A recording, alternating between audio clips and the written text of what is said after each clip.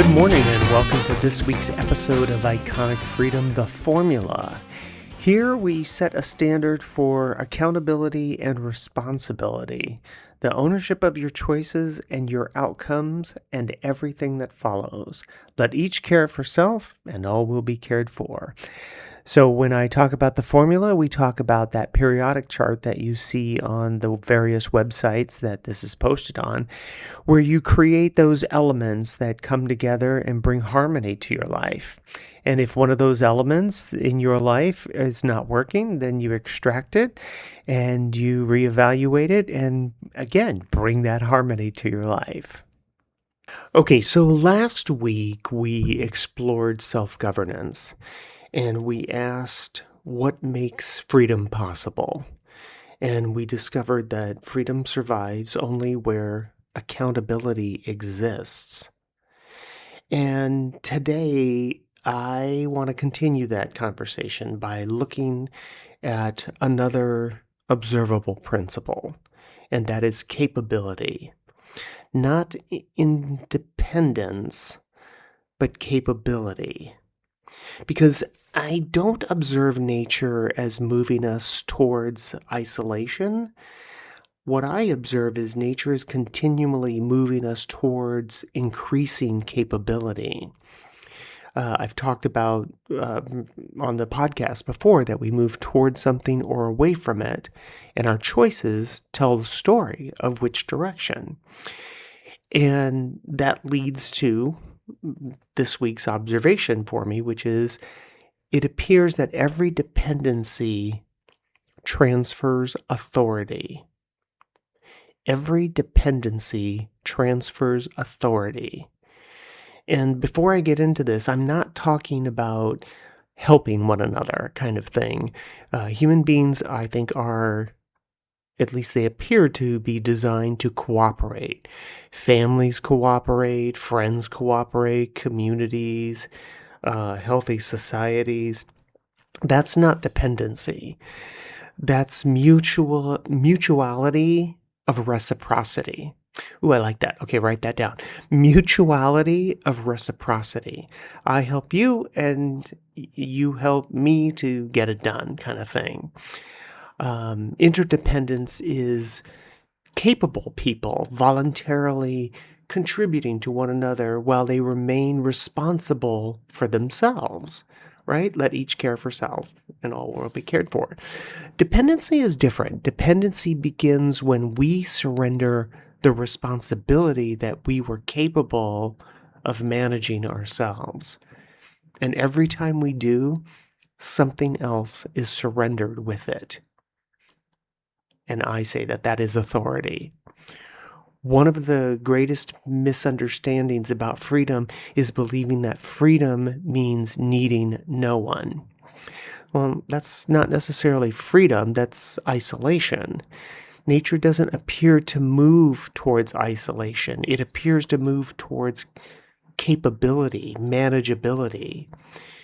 You watch a young bird leave the nest when it's capable. You watch a child learn how to walk when it's capable. You watch someone learn a new skill. Everything in nature appears to move towards increasing the organism's ability to respond to what? Say it with me. Reality. Capability. So, not because capability, in a sense, makes life easy, although I observe that life is very easy, but we fight it. But because capability makes response possible. I can respond when I am capable, right? And perhaps that's what capability really is our increasing ability to respond effectively to reality. Not control it, not avoid it, not interrupt it or reinterpret it, perhaps, but to respond to it. Because every dependency involves an exchange. If I become emotionally dependent on another person, I surrender my authority over my emotional stability. If I become financially dependent, I surrender my authority over a portion of my future. If I become intellectually dependent, I allow someone else to do the thinking for me. And I want to say this carefully, that dependency itself isn't the issue. Sometimes dependence is appropriate, right? Children will depend on parents until they're on their own. Students will depend on teachers until they're on their own. Patients depend on the physician until they're on their own, right? The question is never whether dependence exists. The question that I posit to you is, does this relationship increase my capability or replace it? Does it enrich my life or atrophy it? Because healthy support always increases capability. Unhealthy dependency will gradually replace it. Support will say, I'll help you learn. Dependency will probably respond by saying, oh, here, I'll do it for you. I'll take care of it. One returns authority, and I think the other one retains it. It holds on to it. It controls it. And that, I think, is a profound difference. And this brings me to something that I've been thinking about lately, like a lot, that cooperation without compromise is healthy. Think about that just for a moment. Healthy cooperation doesn't require me to abandon my standards. It doesn't require me to betray my integrity. And it doesn't require me to surrender responsibility for my own choices. It's simply two capable people choosing to contribute to one another, the voluntary exchange. And not because they must or that they have to, but because they choose to. And that's freedom. And I think that the moment cooperation requires me to compromise my own reality, something changes. Something changes. An internal friction begins. I've mentioned this recently, that when we start to compromise, the organism, our body, that is communicating with us, right? It creates a friction. Now, maybe that moment, it's no big deal, but think about doing that for a lifetime. And I don't think it's the internal friction when it begins. I don't think it's because reality is punishing me. Reality doesn't care about any of that, right? Reality has no shares in what you're choosing. Nature is encouraging you. You can tell. I say the word encouraging, it's not even that. It's observable that you are one with nature. And if you are moving within your nature, what you know is right for you, you watch things flow. You're in the flow. But if you start compromising, you start creating the friction. And I don't think reality starts punishing you. It's just acting on your choice. Because my choices have drifted away from whatever my own standard is. Reality eventually presents you an invoice, sometimes emotionally, I think sometimes relationally or financially, physically. Reality has remarkable patience. It has no timeline. It doesn't care about your timeline. It does everything on its own when it wants to. But I will tell you that reality keeps excellent records.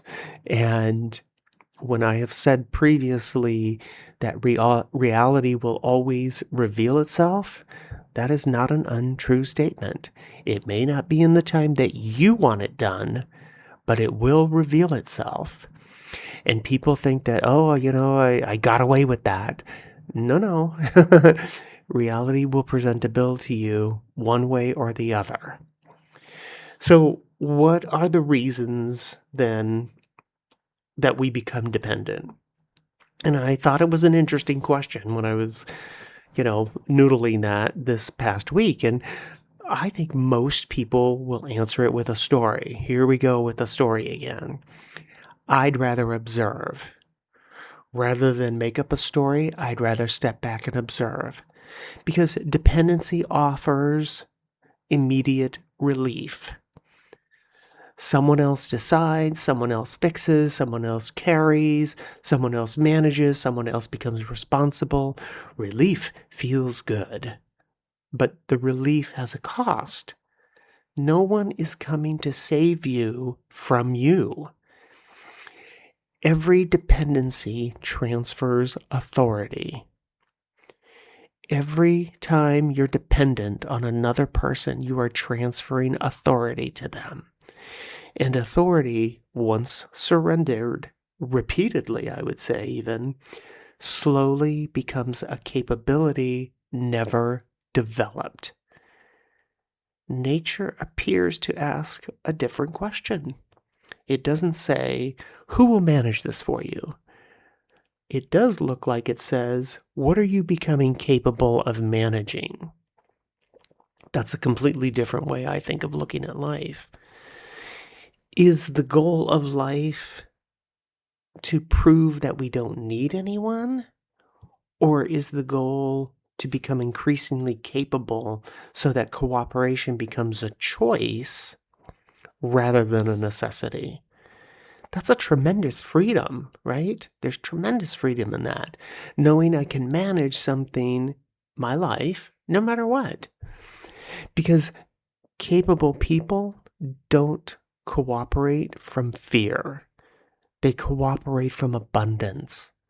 They contribute because they can, because they want to, not because they must. So I think perhaps maybe the question this week is, maybe is not, what am I dependent upon? But maybe the question is, what have I surrendered authority? Where have I surrendered authority that I was capable of developing myself? And not as a criticism, but just as an observation. Because observation creates new choices, and new choices create new realities. Your capability grows one choice at a time, one responsibility at a time, one honest observation at a time. Every dependency transfers authority, but every capability developed returns it to you. And perhaps that's what nature has been showing us all along. Not to become isolated, not to become self-sufficient in every area. You can't know everything, right?